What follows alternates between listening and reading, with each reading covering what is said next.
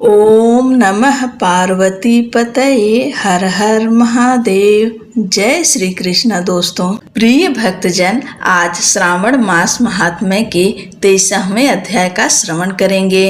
23वें अध्याय में कृष्ण जन्माष्टमी व्रत का वर्णन है। आप सभी भक्तजन का आज की कथा में स्वागत है। भगवान भोलेनाथ का ध्यान करते हुए आप सब इस कथा को सुने। ईश्वर बोले, हे सनत कुमार, श्रावण मास में कृष्ण पक्ष की अष्टमी को चंद्रमा में अर्धरात्रि में इस प्रकार के शुभ योग में देवकी ने वसुदेव से श्री कृष्ण को जन्म दिया।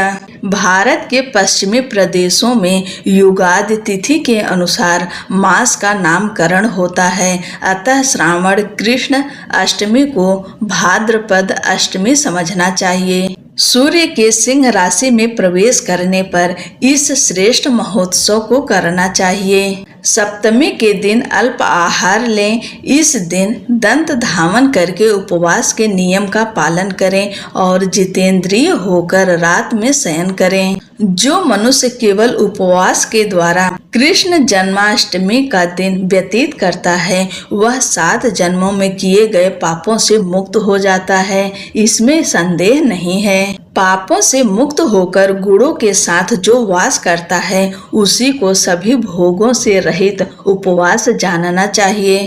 अष्टमी के दिन नदी आदि के निर्मल जल में तिलों से स्नान करके किसी उत्तम स्थान में देवकी का सुंदर सूतिका गृह बनाना चाहिए, जो अनेक वर्ण के वस्त्रों, कलशों, फलों, पुष्पों तथा दीपों से सुशोभित हो और चंदन तथा अगरू से सुवासित हो। उसमें हरिवंश पुराण के अनुसार गोकुल लीला की रचना करें और उसे बाजों की ध्वनियों तथा नृत्य गीत आदि मंगल से सदा युक्त रखें। उस गृह के मध्य में षष्ठी देवी की प्रतिमा सहित सुवर्ण, चांदी, ताम्र, पीतल, मिट्टी, काष्ठ अथवा मणि के अनेक रंगों से लिखी हुई श्री कृष्ण की प्रतिमा स्थापित करें। वहां 8 शैल वाले पर्यक पलंग के ऊपर सभी शुभ लक्षणों से संपन्न प्रसूतावस्था वाली देवी की मूर्ति रखकर उन सबको एक मंच पर स्थापित करें और उस पर्यंक में स्तनपान करते हुए सुप्त बाल स्वरूप श्री कृष्ण को भी स्थापित करें। उस सूतिका गृह में एक स्थान पर कन्या को जन्म दी हुई यशोदा को भी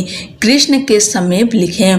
साथ ही साथ हाथ जोड़े हुए देवताओं, यक्षों, देव योनियों को भी लिखें और वहीं पर खड्ग तथा ढाल धारण करके खड़े हुए वासुदेव को भी लिखें। इस प्रकार कश्यप के रूप में अवतीर्ण वसुदेव जी, अदिति स्वरूपा देवकी, शेषनाग के अवतार बलराम, अदिति के अंश से प्रादुर्भूत यशोदा, दक्ष प्रजापति के अवतार नंद, ब्रह्मा के अवतार गर्गाचार्य, सभी अप्सराओं के रूप में प्रकट गोपिका वृंद, देवताओं के रूप में जन्म लेने वाले गोपगण, काल नेम स्वरूप कंस, उस कंस के द्वारा वज्र में भेजे हुए वृषासुर, वत्सासुर, कुवलया, पीड, केसी आदि असुर, हाथों में शस्त्र लिए हुए दानव तथा यमुना दह में स्थित कालिया नाग, इन सबको वहां चित्रित करना चाहिए। इस प्रकार पहले इन्हें बनाकर श्री कृष्ण ने जो कुछ भी लीलाएं की हैं, उन्हें भी अंकित करके भक्ति परायण होकर इस मंत्र के द्वारा उनकी पूजा करनी चाहिए। वेणु तथा वीणा की ध्वनि के द्वारा गान करते हुए प्रधान किन्नरों से निरंतर जिनकी स्तुति की जाती है, हाथों में भृंगारी, दर्पण, दुर्वा, दधि, कलश लिए हुए किन्नर जिनकी सेवा कर रहे हैं, जो सैया के ऊपर सुंदर आसन पर भली भांति विराजमान हैं, जो अत्यंत प्रसन्न मुखमंडल वाली हैं तथा पुत्र से शोभायमान हैं, वे देवताओं की माता तथा विजय सुत सुता देवी देवकी अपने पति वासुदेव सहित सुशोभित हो रही हैं। उसके बाद विधि जानने वाले मनुष्य को चाहिए कि आदि में प्रणव तथा अंत में नमः से युक्त करके अलग अलग सभी के नामों का उच्चारण करके सभी पापों से मुक्ति के लिए देवकी, वसुदेव, वासुदेव, बलदेव, नंद तथा यशोदा की पृथक पृथक पूजा करनी चाहिए। उसके बाद चंद्रमा के उदय होने पर श्री हरि का स्मरण करते हुए चंद्रमा को अर्घ्य प्रदान करें। इस प्रकार कहना चाहिए, हे क्षीर सागर से प्रादुर्भूत, हे अत्रि गोत्र में उत्पन्न, आपको नमस्कार है। हे रोहिणी कांत, मेरे इस अर्घ को आप स्वीकार कीजिए। देवकी के साथ वासुदेव, नंद के साथ यशोदा, रोहिणी के साथ चंद्रमा और श्री कृष्ण के साथ बलराम की विधिवत पूजा करके मनुष्य कौन सी परम दुर्लभ वस्तु को नहीं प्राप्त कर सकता है। श्री कृष्ण जन्म अष्टमी का व्रत 1 करोड़ एकादशी व्रत के समान होता है। इस प्रकार से उस रात पूजन करके प्रातः नवमी तिथि को भगवती का जन्म महोत्सव वैसे ही मनाना चाहिए जैसे श्री कृष्ण का हुआ था। उसके बाद भक्ति पूर्वक ब्राह्मणों को भोजन कराना चाहिए और उन्हें जो जो अभिष्ट हो गौ, धन आदि प्रदान करना चाहिए। उस समय यह कहना चाहिए, श्री कृष्ण मेरे ऊपर प्रसन्न हो। गौ तथा ब्राह्मण का हित करने वाले आप वासुदेव को नमस्कार है। शांति हो, कल्याण हो, ऐसा कहकर उनका विसर्जन कर देना चाहिए। उसके बाद मौन होकर बंधु बांधवों के साथ भोजन करना चाहिए। इस प्रकार जो प्रत्येक वर्ष विधान पूर्वक कृष्ण तथा भगवती का जन्म महोत्सव मनाता है वह यथोक्त फल प्राप्त करता है। उसे पुत्र, संतान, आरोग्य तथा अतुल सौभाग्य प्राप्त होता है। वह इस लोक में धार्मिक बुद्धि वाला होकर मृत्यु के बाद वैकुंठ लोक को जाता है। हे सनत कुमार, अब इसके उद्यापन का वर्णन करूंगा। इसे किसी पुण्य दिन में विधि पूर्वक करें। 1 दिन पूर्व 1 बार भोजन करें और रात में हृदय में विष्णु का स्मरण करते हुए शयन करें।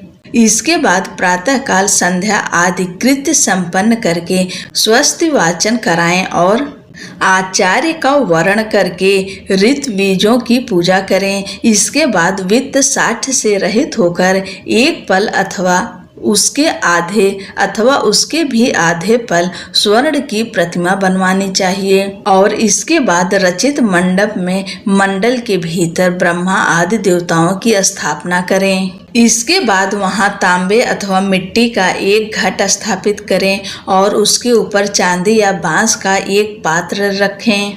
उसमें गोविंद की प्रतिमा रख कर वस्त्र से आच्छादित करके व्यक्ति 16 उपचारों से वैदिक तथा तांत्रिक मंत्रों के द्वारा विधिवत पूजन करें। इसके बाद शंख में पुष्प, फल, चंदन तथा नारिकेल फल सहित शुद्ध जल लेकर पृथ्वी पर घुटने टेक कर यह कहते हुए देवकी सहित भगवान श्री कृष्ण को अर्घ्य प्रदान करें। कंस के वध के लिए, पृथ्वी का भार उतारने के लिए, कौरवों के विनाश के लिए तथा दैत्यों के संहार के लिए आपने अवतार लिया है। हे हरि, मेरे द्वारा प्रदत्त इस अर्घ्य को आप देवकी सहित ग्रहण करें। इसके बाद बुद्धिमान को चाहिए कि चंद्रमा को पूर्वोक्त विधि से अर्घ्य प्रदान करें। पुनः भगवान से प्रार्थना करें, हे जगन्नाथ, हे देवकी पुत्र, हे प्रभु, हे वसुदेव पुत्र, हे अनंत, आपको नमस्कार है। भव सागर से मेरी रक्षा कीजिए। इस प्रकार देवेश्वर से प्रार्थना करके रात्रि में जागरण करना चाहिए। पुनः प्रातः काल शुद्ध जल में स्नान करके जनार्दन का पूजा खीर, तिल और घृत से मूल मंत्र के द्वारा भक्ति पूर्वक 108 आहुति देकर पुरुष सूक्त से हवन करें और पुनः इदम विष्णुरुवि चक्र में इस मंत्र से केवल घी की आहुति देनी चाहिए।